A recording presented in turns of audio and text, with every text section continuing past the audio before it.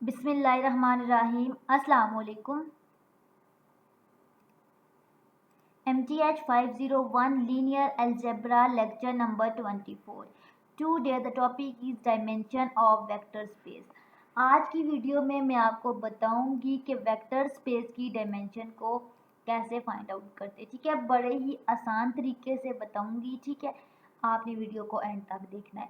एक बात ये है, ठीक है, जो पेपर पॉइंट ऑफ व्यू से इम्पोर्टेंट है जस्ट वही करवाऊंगी। ठीक है, वो जो मैं आपको बताऊंगी जस्ट आपने वो फॉलो करना है।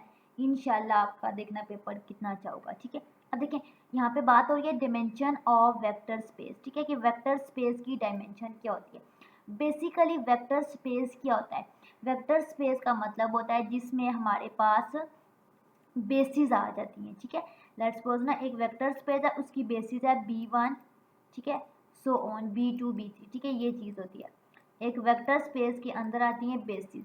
ठीक है, तो हमने इसकी डायमेंशन निकाली है। तो डायमेंशन में हमारे पास क्या होता है, काउंटिंग करते हैं, कॉर्डिनैलिटी ऑफ नंबर ऑफ वेक्टर्स। ठीक है, उनकी कॉर्डिनैलिटी की कितने हैं। अब इसको डायमेंशन को निकालने के डिफरेंट तरीके हैं। ठीक है, डिफरेंट सिचुएशन में डिफरेंट मेथड यूज़ होंगे, वो मैं आपको आगे बताऊंगी। ठीक है, कि किस कंडीशन में कौन सा मेथड यूज़ होगा। कि अगर एक वेक्टर स्पेस है ना, ठीक है, उसकी जो बेसिस हैं जो भी मैंने आपको बता दी है, ठीक है, उसके अंदर n वेक्टर हूँ तो उसको हम कहते हैं आइसोमॉर्फिक। ये एज आ MCQs आ सकता है जस्ट। ठीक है, अच्छा, एक जो वेक्टर होता है ना, उसकी बेसिस को अगर हम काउंट करते हैं, ठीक है, तो वो जितनी भी हैं 1 है 2 है 3 है n है, ठीक है, वो हमारे पास डिपेंडेंट हो जाती हैं। ठीक है, कंसेप्ट को समझना है। लेकिन अगर वो ज़ीरो हूँ, ठीक है, आंसर ज़ीरो आए तो उसको हम कहते हैं लीनियरली इंडिपेंडेंट। ठीक है, डिपेंडेंट क्या होते हैं, जो 1 या उससे ज़्यादा होते हैं, और इंडिपेंडेंट जो 0 होते हैं। अब यहाँ पे बात क्या हो रही है, a vector space has basis n vector. ठीक है, तो उसमें वेक्टर भी n होंगे। अगर आपसे पूछते हैं ना कि डिपेंडेंट है या इंडिपेंडेंट है, तो n वेक्टर्स है ना, हैं वेक्टर, इट्स मीन कि ये डिपेंडेंट है, लीनियरली डिपेंडेंट। अब हम डायमेंशन वेक्टर की निकालते हैं जब, ठीक है, डायमेंशन निकालना भी हमने सीखा नहीं है, ठीक है, वो आगे सीखेंगे। अभी हम उसके बारे में पढ़ रहे हैं कि अगर जब निकालेंगे तो क्या क्या केसेस होंगे। ठीक है, ये केसेस पहले पढ़ रहे हैं और डायमेंशन बाद में निकाल रहे हैं। क्या होती है डायमेंशन? एक डायमेंशन जिसको हम काउंट करते हैं, ठीक है, गिन सकते हैं। लेट्स सपोज कि इसकी डायमेंशन 2 है 3 है 4 है व्हाटएवर, ठीक है, उसको कहते हैं फिनाइट। ठीक है, और ऐसी डायमेंशन जो ज़्यादा आ जाती है, ठीक है, यानी कि इतनी ज़्यादा आ जाती है, तो उसको हम कहते हैं इनफिनाइट डायमेंशन। ठीक है, अब कह रहे हैं कि फिनाइट डायमेंशन क्या होती है, जिसमें फिनाइट सेट होता है, जिसको हम गिन सकते हैं। इनफिनाइट डायमेंशन जिसमें नॉट फिनाइट, यानी कि जो फिनाइट नहीं हो सकता, जो गिना नहीं जा सकता। अच्छा, अब कह रहे हैं कि एक डायमेंशन है, ठीक है, वेक्टर की, वो ज़ीरो है। ठीक है, तो उसका आंसर क्या होगा? जाहिर है वो भी ज़ीरो ही होगा। ठीक है, और अगर फिनाइट है ना, तो फिनाइट डायमेंशन, अच्छा देखिए, कह रहे हैं कि finite dimension contain a basis. ठीक है, मैंने क्या कहा था, फिनाइट जिसको गिन सकते हैं, तो जिस भी हम डायमेंशन को काउंट कर सकते हैं उसकी बेसिस होती है। जाहिर है बेसिस को हम काउंट करते हैं तो हमें पता चलता है ना कि इसकी डायमेंशन क्या है। ठीक है, अब यहाँ पे देखिए, अ dimension of set of real number is, अच्छा ये मैं आपको थोड़ा बाद में बताऊंगी क्योंकि ऐसे आपको समझ नहीं आएगी। इसकी पहले रूल्स को पढ़ते हैं। डायमेंशन निकालने के 3 तरीके। ठीक है, पहले ये पढ़ते हैं। अगर हमारे पास आर है, ठीक है, कोई रीजन है, ठीक है, उसकी पावर है, ठीक है, उसकी डायमेंशन निकालनी है, तो जो रीजन की पावर होगी ना, वही हमारे पास उसकी डायमेंशन होगी। ठीक है, अगर आर की पावर n है ना, तो इसकी डायमेंशन n है। अगर आर की पावर 3 है तो इसकी डायमेंशन 3 है। ठीक है, अब अगर आपने किसी पोलिनोमियल की डायमेंशन निकालनी है, ठीक है, पोलिनोमियल की बेस देखेंगे क्या है, तो जो पोलिनोमियल की बेस होगी ना, लेट्स सपोज उसकी बेस n है, तो उसमें एक नंबर प्लस करेंगे। ठीक है, दूसरा रूल। लेकिन अगर किसी मैट्रिक की डायमेंशन निकालनी है तो उसके ऑर्डर को मल्टीप्लाई करेंगे, रो और कॉलम जो होंगी ना उनको मल्टीप्लाई करेंगे। लेट्स सपोज कि m रो और n कॉलम है तो दोनों को मल्टीप्लाई करेंगे। ठीक है, ये डायमेंशन निकालने के तरीके हैं। उससे पहले हमने पढ़ा है कि डायमेंशन निकालने से क्या क्या, ठीक है, होता है, कब कंसिस्टेंट होता है, कब फिनाइट होता है, कब इनफिनाइट होता है। ठीक है, अब हम डायमेंशन निकालना देखते हैं। यहाँ पे डायमेंशन का कॉन्सेप्ट स्टार्ट हुआ है। ठीक है, क्या कह रहे हैं कि हमारे पास एक सेट है Rn, ठीक है, पोलिनोमियल्स ऑफ ऑर्डर Pn। ठीक है, ये दूसरी कंडीशन है और ये तीसरी कंडीशन है। तो तीनों कंडीशन की डायमेंशन निकालना मैं आपको सिखा चुकी हूँ। ठीक है, अच्छा, कह रहे हैं any pair of non parallel vector A B in X Y plane. अब यहाँ पे देखें एक्स वाई प्लेन होता है, ठीक है। जब एक्स होता है ना, एक बात होती है तो एक लाइन होती है, R1 होता है, ठीक है। जब दो बातें होती है ना, प्लेन होता है, तो ये एक्स वाई होता है ना, तो R2 होता है। तीन बातें होती है ना, तो तीन लाइन्स होती हैं, तो R3 होता है, ठीक है। अब यहाँ पे बात क्या हो रही है कि हमारे पास एक एक्स वाई प्लेन है, तो आपके फ़ौरन माइंड में आ जाना चाहिए कि दो लाइन्स पढ़नी है तो इसको R2 कहते हैं, ठीक है। तो जब भी इस चीज़ की डिमेंशन निकालनी है तो हमने क्या देखना है, इसकी पावर में जो नंबर होगा, R2 है ना, तो n हमारे पास क्या होगा 2, इसकी डिमेंशन 2 हो जाएगी, ठीक है। आगे इसको बाकी एक्स्ट्रा चीज़ें करने की ज़रूरत ही नहीं है, ठीक है। अच्छा, नेक्स्ट कह रहे हैं को प्लेनर वेक्टर्स हैं ए बी सी, ठीक है। आप ए बी सी तीन चीज़ें बन रही हैं, ठीक है, तीन रीजन बन रहे हैं, तो R3 बन रहा है। तो जब किसी रीजन की डिमेंशन निकालेंगे R3 पावर की, तो वो n लिखते हैं, ठीक है। R3 इज इक्वल टू 3, इसकी डिमेंशन हमारे पास 3 आ जाएगी। That's clear. ये कुछ भी नहीं करना, ये सारा हम पीछे काट चुके हैं। अच्छा, ये एक मैट्रिक है, इसकी डिमेंशन निकाली है, तो इसमें देखिए कितनी रोज हैं, 2 रोज हैं। कितने कॉलम है, 2 कॉलम है, यानी कि 2 रो और 2 कॉलम है। तो जब हम मैट्रिक की डायमेंशन निकालेंगे तो रो और कॉलम को मल्टीप्लाई करेंगे, 2 क्रॉस 2 4, तो इसकी डायमेंशन आ जाएगी 4। बस यही करना है। सेम इसकी भी 4 है, इसकी भी 4, ठीक है। इस तरह से आप इसकी निकाल सकते हो। अब ये रूल हम बाद में पढ़ रहे हैं, ठीक है, और चीज़ें हम पहले कर रहे हैं, ठीक है। तो ये मैंने आपको समझा दिया है, अब ये क्लियर हो गया होगा, ठीक है। तो ये जब तक आपको याद नहीं होगा आपको समझ नहीं आएगी। अच्छा, अब यहाँ पे कह रहे हैं कि ये एक मैट्रिक है, ठीक है, इसकी डिमेंशन क्या होगी, तो फ़ौरन आपने क्या करना है, देखना है जी, ये तो 2 रोज़ हैं, 2 कॉलम है, इसकी डिमेंशन 4 होगी, ठीक है। तो ऐसा नहीं है, क्यों? क्योंकि देखें इसमें एक साथ कंडीशन भी गिवन है, ठीक है। तो पहले इस ये चीज़ फॉलो करेंगे, पर इस कंडीशन को भी फॉलो करेंगे। तो सबसे पहले कंडीशन क्या कह रहे हैं कि 2a minus B plus 3 is equal to D है। तो यहाँ से कोई भी एक वैल्यू हम निकाल लेते हैं, यहाँ पे ये डी की वैल्यू निकाल दें, तो ये क्या करेंगे, डी को इधर ही रहने देंगे, और ये जो ये वाली 3 वैल्यू है ये इक्वल की साइड पे जाके, ठीक है, नेगेटिव हो जाएंगे, साइन चेंज कर देंगे, ठीक है। तो यहाँ पे ये डी की वैल्यू निकल आएगी, ठीक है। ये काम हमने इसलिए किया क्योंकि हमें कंडीशन गिवन थी। अगर ये कंडीशन ये वाली चीज़ ना होती तो इसकी डायमेंशन 4 होती, ठीक है। अब हमने यहाँ पे ए बी सी डी था ना, तो जहाँ पे ये डी था ना, डी की ये वाली वैल्यू पुट कर दी है इस जगह पे, ठीक है। अब हमने जब पुट की तो हमारे पास ये चीज़ आ गई है। अब हमने देखना है कि इसकी क्या आंसर आएगा। तो ये डिमेंशन किसकी इक्वल होती है, 0 0 0 0, ठीक है। कंपेयर करेंगे तो यहाँ से ए की वैल्यू 0 हो जाएगी कंपेयर करके, बी की भी 0, सी की भी 0, ठीक है। तो ये ए बी सी की वैल्यू 0 0 आ जाएगी, और डी की वैल्यू यहाँ पे है, तो यहाँ पे ए बी सी 0 0 पुट करेंगे तो यहाँ पे भी 0 आ जाएगा, इधर भी 0 है तो 0 इज इक्वल टू 0 हो जाएगा। तो ये वाला पोर्शन एलिमिनेट हो जाएगा, ख़त्म हो जाएगा। तो ए बी सी 3 बचेंगे, ठीक है। तो यहाँ पे हमारे पास इसकी डायमेंशन 3 आ जाएगी, ठीक है। बस ये आपने याद रखना है ये, ठीक है। अब हमने बताना है इसकी डायमेंशन क्या है। तो ये हमारे पास 2, ठीक है, वेक्टर यूज़ हो रहे हैं, ठीक है, 2 वेक्टर यूज़ हो रहे हैं, यानी कि v1 v2, यानी कि ये r की पावर 2 है, तो इसका हमारे पास डिमेंशन क्या हो जाएगी 2। अब यहाँ पे देखिए डिमेंशन को लिखते हैं डिम ऑफ, ठीक है, नंबर। अब यहाँ पे h लिखा हुआ है, यानी कि इसका नाम h था, ठीक है। तो डिमेंशन ऑफ h हमने निकालनी है, ठीक है। इसका सिंबल होता है डिमेंशन का। अच्छा, इसकी डिमेंशन निकालनी है तो इसमें भी अगर तो हमें ये वाली चीज़ होती ना तो हम इसके रो और कॉलम को देख के कर लेते हैं, लेकिन 7 कंडीशन है, इस कंडीशन को भी यूज़ करेंगे। तो सबसे पहले हमने इसको लिखना है, ठीक है। यहाँ पे देखिए ए बी सी, ए की टर्म के अंदर A B C 3 variable use हो रहे हैं, ठीक है। ए की एलिमेंट यहाँ पे होना चाहिए था, यहाँ पे, ठीक है, और यहाँ पे ये 3 टर्म्स हैं, ठीक है। तो हम इसको सेपरेट कर लेंगे, ए को, बी को, सी को, और अगर डी भी है तो डी को भी। तो इनकी वैल्यू को हम इंसर्ट करेंगे, ठीक है। इंसर्ट करने के बाद ए बी सी डी आ जाएगा, ये 4 कॉलम आ जाएंगे। अब इसकी स्पेस R4 है, ठीक है, तो 4 हमारे पास डिमेंशन होनी चाहिए, ठीक है। तो सबसे पहले मैं बता दूं कि डिमेंशन सिर्फ डिपेंडेंट की ही काउंट होती है, इंडिपेंडेंट की काउंट नहीं होती।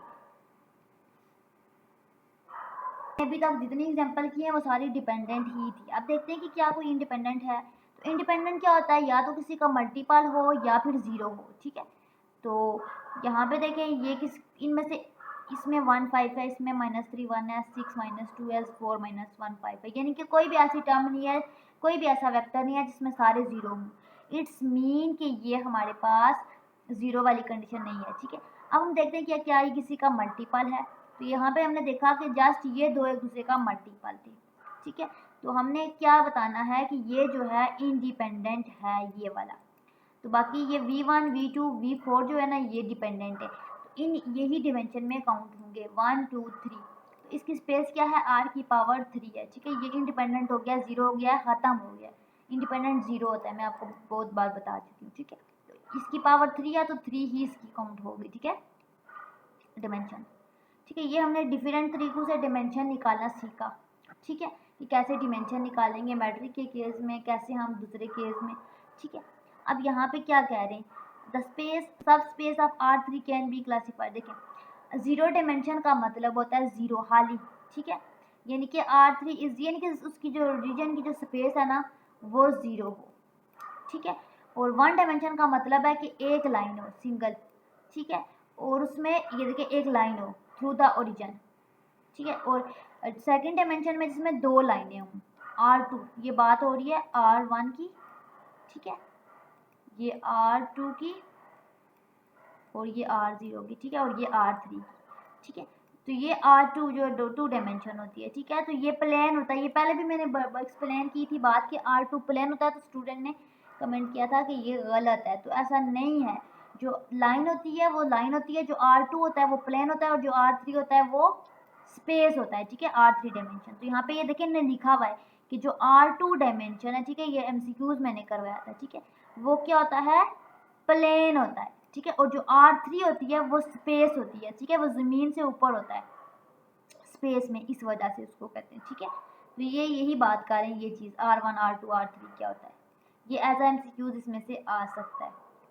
Basis of null of A and column of A, यानी कि एक मैट्रिक है ना ए, ठीक है, उसकी नल स्पेस और कॉलम स्पेस की बेसिस कैसे निकालेंगे।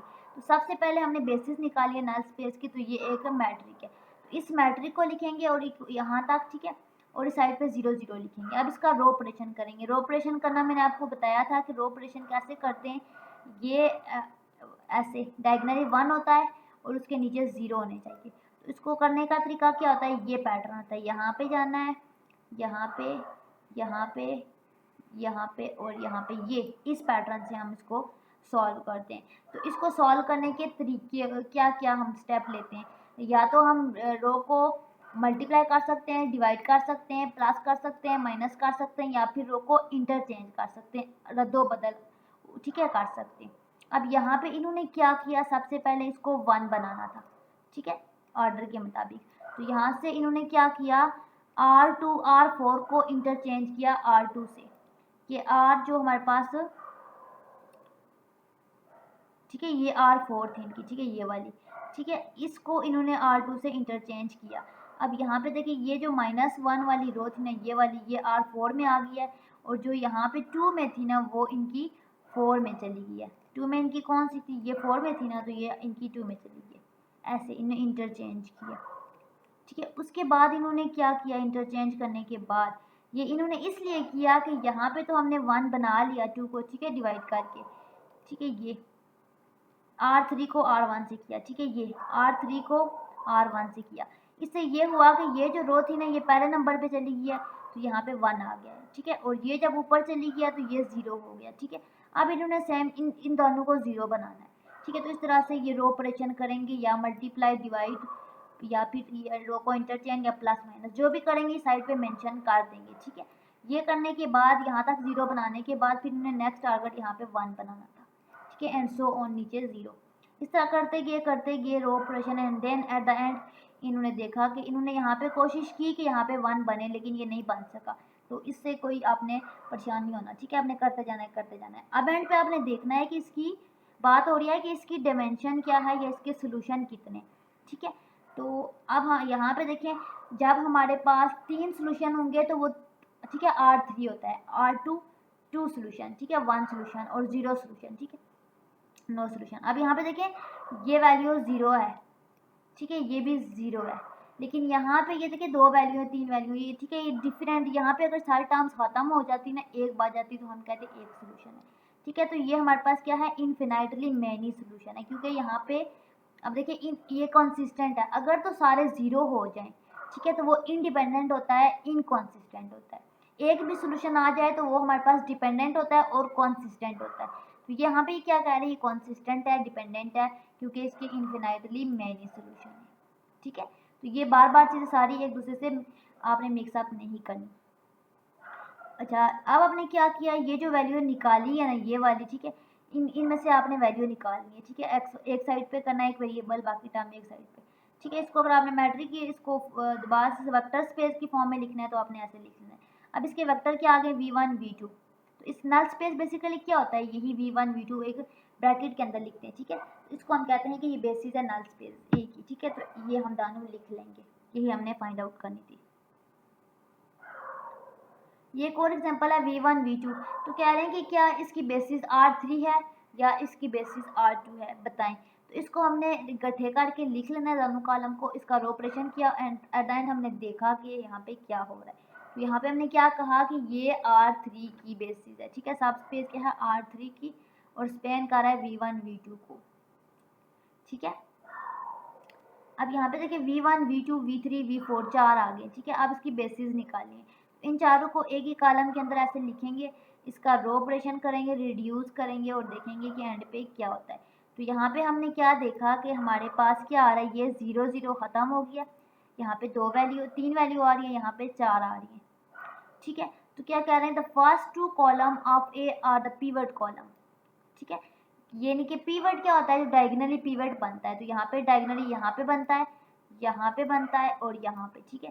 तो कह रहे हैं कि यहाँ पे भी बन रहा है, फर्स्ट कॉलम में भी, सेकंड कॉलम में भी, और थर्ड कॉलम में यहाँ पे नीचे पीवट होना चाहिए था, जबकि यहाँ पे 0 हो गया, ठीक है। यानी कि इसके 2 पीवट बन रहे हैं, ठीक है। तो बेसिस ऑफ कॉलम ऑफ ए किसके इक्वल है, डब्ल्यू के, ठीक है। यानी कि इसकी 2 बेसिस बन रही हैं, v1 v2 is basis of w, just ये और ये, ठीक है, ये दोनों खत्म हो जाएंगे। अब इसको एचलॉन फॉर्म में हम रिड्यूस करेंगे, ठीक है। A is not needed in order to locate the pivot column, बस इसका 2 आपने काउंट करना है। अच्छा, इसको आप छोड़ दें। अच्छा, बेसिस एंड लीनियर कम्बिनेशन क्या होता है, देखें v1 v2 v3 लिखा हुआ है, इसको जब आप कॉलम में लिखते हो ना, इसको वेक्टर को, तो ऐसे नहीं लिखते, आप ऐसे लिखते हो, ठीक है, एक कॉलम। तो ये 1 - 2 0 3 जो है ना, ये जो चीज़ है, ठीक है, इसको आप ऐसे कॉलम वाइज लिखते हो। सेम v2 को आप ऐसे लिखोगे, v3 को लिखोगे एंड सो ऑन v4 को लिखोगे। आपने नीचे मेंशन भी किया है कि हम यहाँ पे ये काम करें, ठीक है। इसका रो ऑपरेशन करेंगे, रो ऑपरेशन का बता चुकी हूँ, रो को मल्टीप्लाई, डिवाइड, प्लस माइनस और इंटरचेंज कर सकते हो, और ऑर्डर भी मैं आपको बता चुकी हूँ, ठीक है। इस तरह से रिड्यूस करोगे, और आपने एंड पे देखा कि हमने कोशिश की कि डायगनली 1 बनाए, लेकिन नहीं बन सका, यानी कि एक ही पिवट बना यहाँ पे। तो कह रहे हैं कि जो लीडिंग इंक्रीज ओकर इन कॉलम 1 यहाँ पे बन गया, एक यहाँ पे बन गया, ठीक है। अब यहाँ पे भी बनी है, लेकिन ये इसके सामने है, ये नीचे होनी चाहिए थी, डायगनली देखना है, ठीक है। तो पहले यहाँ पे बनी है, दूसरी रो की यहाँ पे बनी है, तो यहाँ पे तीसरी कहीं पे भी नहीं बनी, चौथी कहीं पे भी नहीं, ठीक है। तो इसके 2 बन रहे हैं, ठीक है, बेसिस w1 और w2, ठीक है। अब यहाँ पे बात क्या है कि हमारे पास बेसिस क्या है, v1 और v3, यानी कि ये v1 वाले में और v3 वाले में, ठीक है। अब कह रहे हैं कि w2 और w4 है, वो linear combination of basis w1 and w3 है। इसको आप छोड़ दे, बस इसका 2, ठीक है, आंसर होगा, इसमें 2 बन रहे। नेक्स्ट है बेसिस एंड लीनियर कम्बिनेशन, तो ये v1 v2 v3 v4 v5 है, ठीक है। इसको आपने 5 दफ़ा, ठीक है, ये ऐसे कॉलम में लिखना है, रो ऑपरेशन करना है, सॉल्व आउट करना है, और एंड पर देखना है कि कितने इसमें बन रहे हैं। तो इसमें देखिए एक यहाँ पे बन रहा है, एक यहाँ पे, और थर्ड यहाँ पे, 3 बन रहे हैं, ठीक है। w1 w2 w3 ये इसकी बेसिस है, बस आपने ये लिख लेना है, ठीक है, बाकी ये करने की ज़रूरत नहीं है। सेम इसको भी आपने एज इट इज़ करना है, सेम सारा एज इट इज़ करना है। एक्सरसाइज के लिए मैं अलग वीडियो बनाऊंगी, उसमें मैं ये सारा आपको समझाऊंगी, ठीक है। आई होप कि ये लेक्चर आपके लिए बेनिफिशियल होगा। मज़ीद कमिंग वीडियोस के लिए, लेक्चर के लिए चैनल के साथ ही इन टच। दुआ में याद रखें। अल्लाह हाफिज़।